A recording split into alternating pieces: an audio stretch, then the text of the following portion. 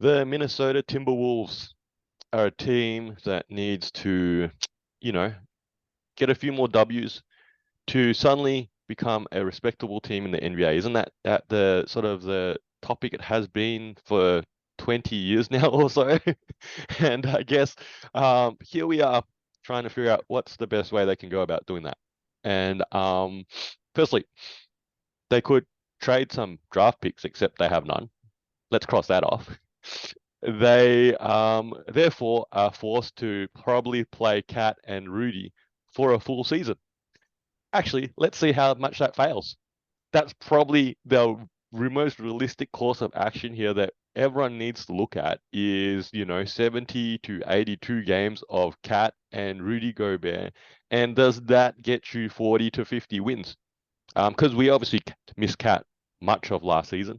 And, you can make the argument that Cat would have made the team better. No one likes that fit. I don't like that fit.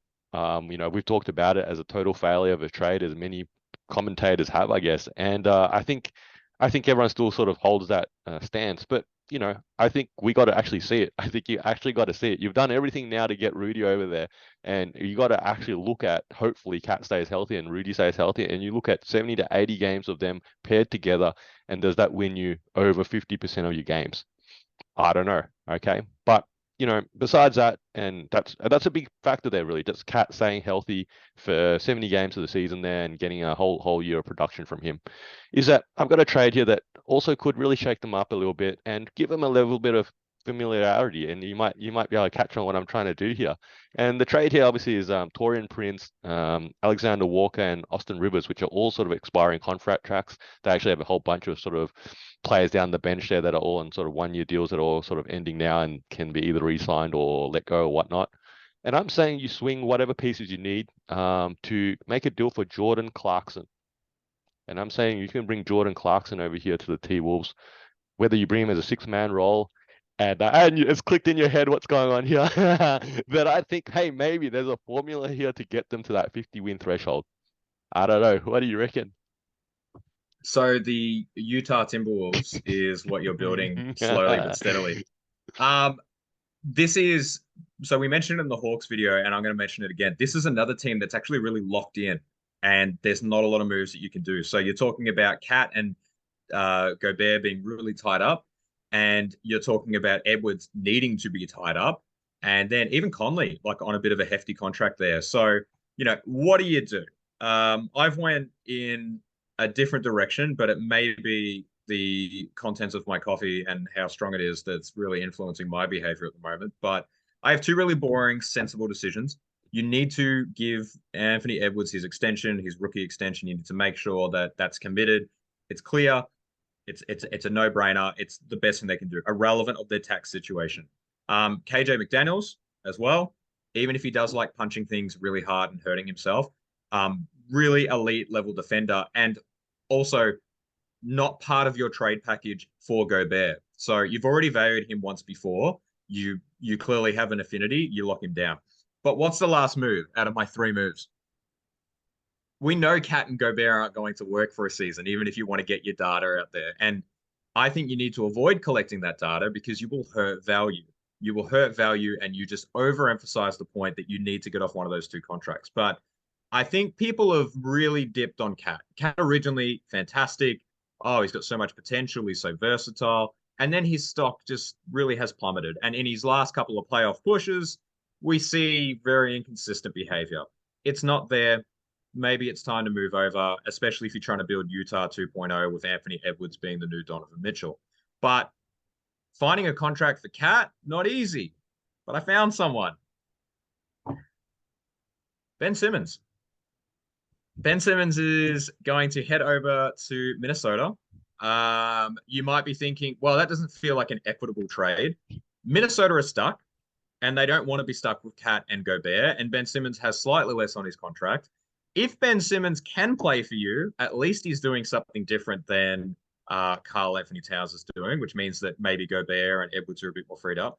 But let's go on this weird tangent. What if he can't play?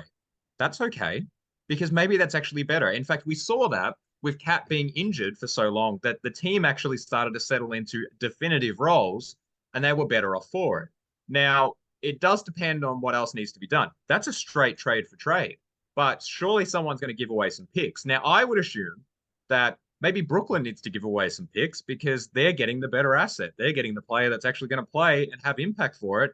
And this addresses Minnesota's issue of not having any picks for a good while. And Brooklyn's in surplus. Like Brooklyn could just take the 5 second rounders that they gave for Jay Crowder, right? They could just give them away. And Minnesota would still be happy with that because at least they've got draft picks. So, how you feeling I would with like Ben to Simmons on the Timberwolves? inquire firstly, what is in your coffee? It's not important. My second one would be Mr. Nick as fake GM of the T-Wolves right now. You're trying to help us take the next step here. You know, we've just made the playoffs, and can we go another round or two, hopefully, with our, with our organization here? And you just suggested to give away Cat for Ben Simmons. And I don't know how else to phrase this, but that's the most ridiculous thing I've ever heard. Like, if I was ownership, I am not signing off on that because there's not a single piece of logic that actually makes sense. You're blowing my mind right now. I don't know. I'm gonna hand it back to you. Can you sort of give me a little bit more of a debate of why this actually makes sense for the T-Wolves? Okay, so first off, very hurtful comments. They're not constructive. It's just coming at me. It's not coming with me. I'm going to chuck it back into the trade machine just to make sure that I can get the numbers right.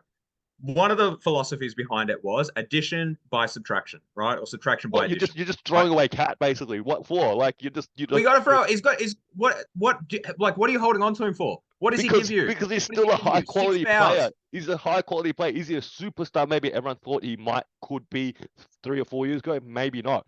But he's still a player that has much more value than bringing in Ben Simmons.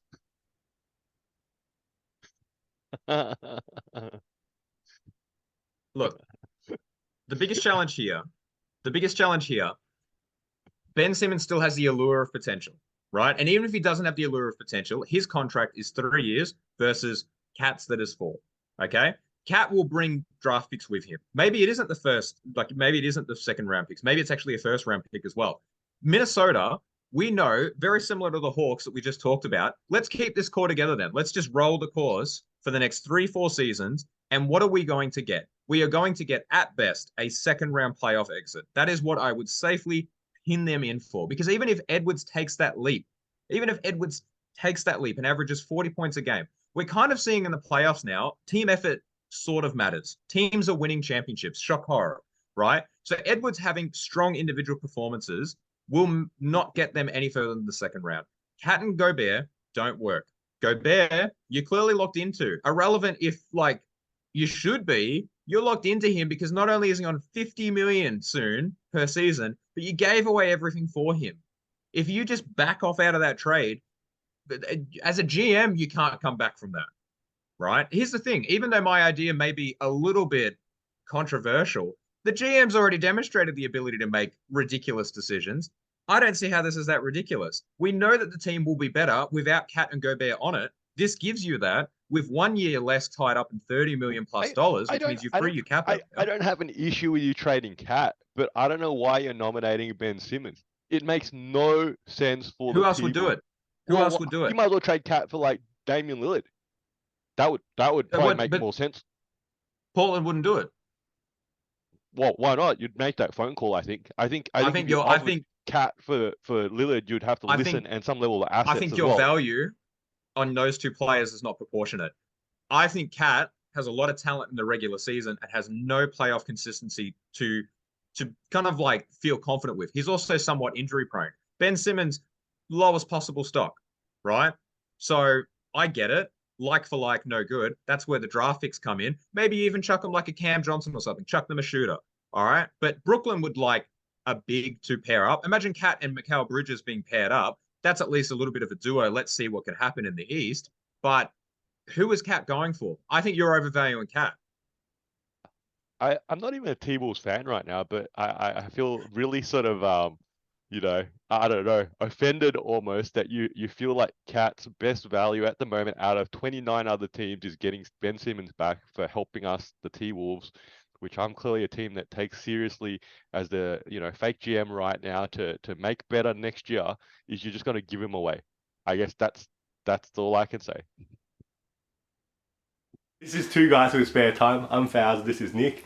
You're probably a basketball fan like us, so hopefully you can throw us an assist and giving our video a like and subscribing to our channel. And if you got thoughts, feelings, or even some suggestions, please put them down in the comment section below.